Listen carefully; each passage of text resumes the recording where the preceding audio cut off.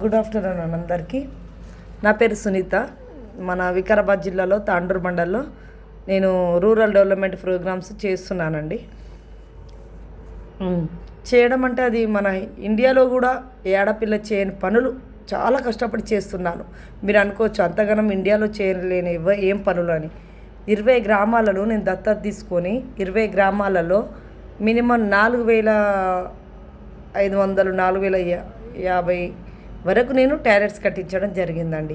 ప్రతి విలేజ్కి ఎక్కడ వెళ్ళినా నా గురించి చెప్తారు. నేను విలేజ్ నేమ్స్ కూడా మీకు అందరికి ఇస్తాను.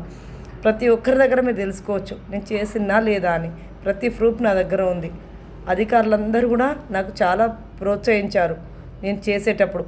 మన వికారాబాద్ జిల్లాలో కొత్తగా మన జాన్సన్ సార్ అని పీడీ గారు, డిఆర్డిఏ పీడీ గారు చాలా నన్ను ప్రోత్సహించి అమ్మ నువ్వు చేయగలుగుతావు, మేము సపోర్ట్ ఉంటాం, చెయ్యండి అని. తాండూరులో ఎంపీడీఓ గారు జగన్మోహన్ రావు సార్ ఉండండి. తను అమ్మ నువ్వు చాలా కష్టపడుతున్నావు, మంచి పని చేస్తున్నావు, నీకు ఏదో ఒకటి చేస్తారు, ఏదో ఒక రోజు నీకు గుర్తింపు వస్తుంది అని చెప్పి చాలా ప్రోత్సహించి నాతో చాలా పనులు చేయించుకున్నారండి. మామూలుగా కాదు అది. 6 o'clock వెళ్ళి రాత్రి 1 o'clock వరకు కూడా విలేజ్లలోనే వర్కులు చేయడం జరిగిందండి. ఎందుకు అంటే దానికి సంబంధించిన మెటీరియల్ అన్నీ నైటే వస్తాయండి. షాద్నగర్ నుంచి బ్రిక్స్ కానీ, సిమెంట్ కానీ, వాటికి సంబంధించిన పైపులు కానీ, దానికి సంబంధించిన ఆల్ మెటీరియల్స్ నైట్ పూటనే రావడం జరుగుతుంది. లారీస్ అన్నీ. దానికి నేను మేనేజర్లను వర్కర్లను పెట్టుకునే కెపాసిటీ లేదు. ఎందుకు అంటే అది ఇచ్చేదే 12,000 ఒక టాయిలెట్స్కి. దాంట్లో మేము అందరికీ వర్కర్లను పెట్టుకొని ఇచ్చే పరిస్థితిలో ఆ బడ్జెట్ లేదు. కాబట్టి ఆ 12,000లో మేము టాయిలెట్స్ అనేది కట్టియాలి. అలా ఒక 4,000 టాయిలెట్స్ కట్టించానండి. మన ఇండియాలో ఏమన్నా ఒక్క ఆడపిల్లన్నా ఒక 4,000 టాయిలెట్స్ కట్టించింది చూపెట్టండి నాకు. నేను 3 సంవత్సరాలు 4 సంవత్సరాలు కష్టపడ్డానండి.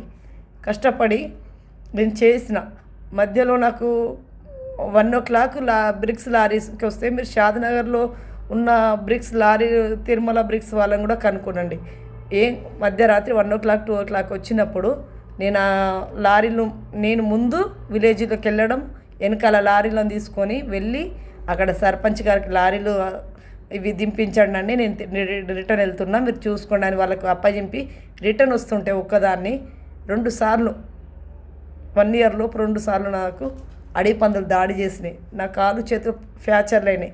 ప్రతి విలేజ్లో ఇవి అందరికీ తెలుసు. అది నిజమా లేదా మీరు తెలుసుకోండి. ఇలా కష్టపడి నేను ఎంతో నా జీవితాన్ని అంతా కోల్పోయి నేను కష్టపడి నేను సంపాదించుకున్న ఏజ్లో గవర్నమెంట్కి నేను సేవ చేశానండి. నేను సపోర్ట్ చేశానండి. మోదీ సార్ మీరు కూడా తెలుసుకోవాలి సార్. నా డీటెయిల్స్ మొత్తం మీ దగ్గర ఉంటాయి. నా శాంక్షన్ లెటర్ ఉన్నాయి. ప్రతి విలేజ్కి ఎవరు ఏ వర్క్ చేసినని మీ దాకా కూడా వస్తుంది కదండి. మరి ఏదండి నాకు ఏ సాయం అందిందండి? నా హెల్త్ పాడు చేసుకున్నాను. రోజు డస్ట్లో స్కూటీ మీద పోవడం వల్ల మొత్తం ఆస్తమా వచ్చి 2 years నుండి నాకు ఆస్తమాతో చాలా బాధపడుతున్నాను. నేను వాటర్ తాగకుండా మార్నింగ్ తాగి 6 o'clock వాటర్ తాగితే మళ్ళీ ఈవినింగ్ 6-7కి వచ్చి వాటర్ తాగేదాన్ని. ఎందుకంటే అక్కడ టాయిలెట్స్ ఉండవు. బయట వాష్రూమ్ వెళ్ళడానికి చాలా ప్రాబ్లమ్స్ విలేజ్లలో.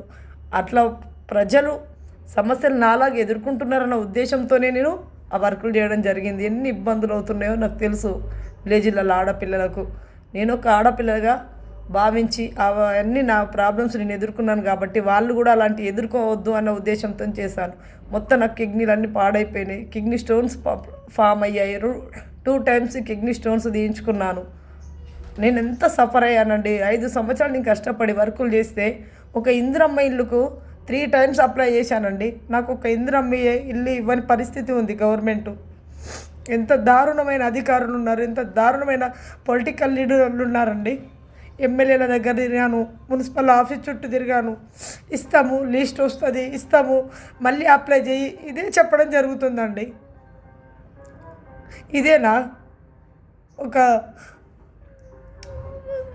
విలేజ్లో డెవలప్ చేసే వాళ్ళకు ఇచ్చే గౌరవం ఆడపిల్లలకు? మీరు ఇదేనా అండి? ప్లీజ్ దయచేసి గుర్తించండి. కష్టపడ్డ వాళ్ళకు ఫలితాన్ని ఇవ్వండి. ప్రభుత్వం కానీ, అధికారులు కానీ, పొలిటికల్ లీడర్ కానీ మాలాంటి వాళ్ళని గుర్తించండి ప్లీజ్ దయచేసి.